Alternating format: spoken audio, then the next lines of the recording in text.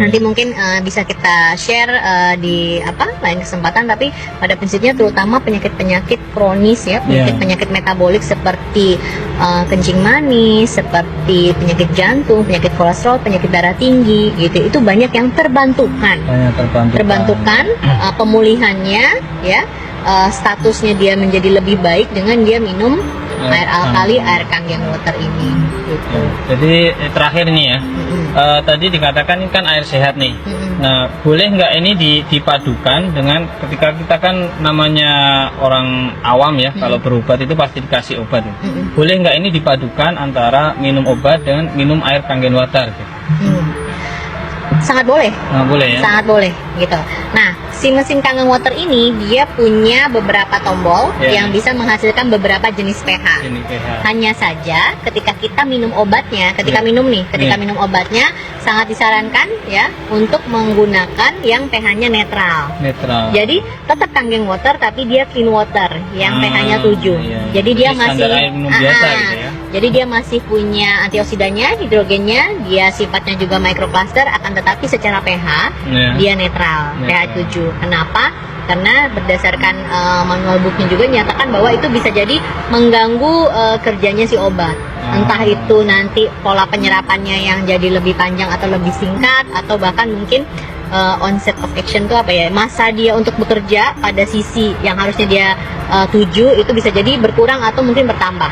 Seperti itu. Intinya mungkin mengganggu proses kerja si obatnya. Jadi lebih baik dikasih jarak, Kang.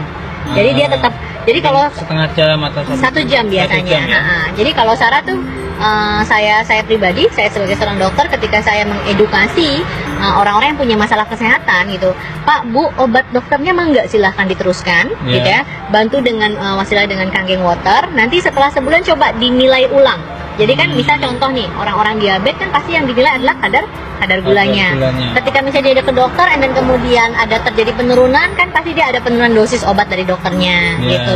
Terus seperti itu sampai akhirnya mungkin bisa jadi dia lepas obat. Tapi lepas obat itu dalam arti kata biasanya dia tetap memang harus minum air alkali atau Kangen gitu. Jadi dalam tanda kutip terapinya diganti gitu, yang tadinya dia terapinya pakai obat, sekarang terapinya pakai air putih, yaitu air Kangen. Jadi tapi sangat kan mudah sekali gitu ya. Kan sangat simpel gitu. Siapa sih yang nggak minum air putih gitu? Dibandingkan orang yang harus tiap 2 kali sehari harus diingetin minum obat. Ini minum obat. Kalau obatnya lupa nggak dibawa, udah. Tapi kalau ini kan dia hanya tinggal minum. Tapi pada prinsipnya gitu, biarkanlah dokter yang menentukan dosisnya sampai akhirnya dia memang benar-benar lepas obat. Sarah sih sangat tidak menyarankan ketika seseorang minum Kangen Water dia langsung melepas obatnya, terutama buat orang-orang yang penyakit kronis ya. Kronis itu orang penyakit yang metabolik seperti yang tadi Sarah sebutkan. Gitu, yang memang dia rutin minum obat dalam jangka panjang. Dan sejauh ini belum ada efek samping mungkin karena ini biasanya kalau perangkat kesehatan kan mungkin ada efek samping yang sifatnya seperti apa? Kalau dalam dunia medis itu kan semuanya itu dalam tanda kutip ya, kita berpegangnya itu pada jurnal, pada penelitian. Kalau dinyatakan tidak ada efek samping, kita berpegang pada itu. Pada praktik di lapangan, misal nih ternyata ada seorang yang dia itu misal dia pengidap diabetes, dan kemudian dia minum Kangen Water, tiba-tiba muncul reaksi-reaksi atau hal-hal lain, hal-hal kesehatan lain, gangguan kesehatan, yang kemudian orang-orang bisa ngeklaimnya, mungkin karena Kangen Waternya. Padahal bisa jadi ketika dia nggak minum Kangen Water pun mungkin itu bisa jadi akan muncul gitu. Jadi banyak sebenarnya faktor-faktor lain yang bisa muncul gitu ya. Tapi orang akhirnya mikirnya mungkin jangan-jangan kena Kangen Water gitu.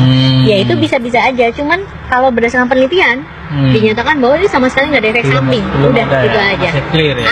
Kalau misalnya kita sebagai seorang dokter, biasanya kita patokannya di situ. Ini penelitian kan nggak main-main gitu. Apalagi kalau misalnya apalagi kan penelitian itu, jurnal itu kalau misalnya untuk masuk ke dalam sebuah bank jurnalnya itu ada fase, ada tingkat validasinya segala macam lah, seperti itu. Jadi benar-benar valid ya. Dinyatakan tidak ada efek samping. Urusannya sama nyawa ini. Iya benar sekali, do not harm kan. Prinsipnya kedokteran itu jangan sampai merusak kesehatan manusia gitu. Kalau misalnya sampai pemerintah Jepang Departemen Kesehatannya langsung mengapproval gitu ya. Apalagi sudah diakui secara internasional seperti itu. Terima kasih sekali Dok ya. Sama-sama. Informasinya mudah-mudahan menjadi Korea. Alhamdulillah kita telah mendapat banyak informasi dari Dokter Sarah tentang kesehatan.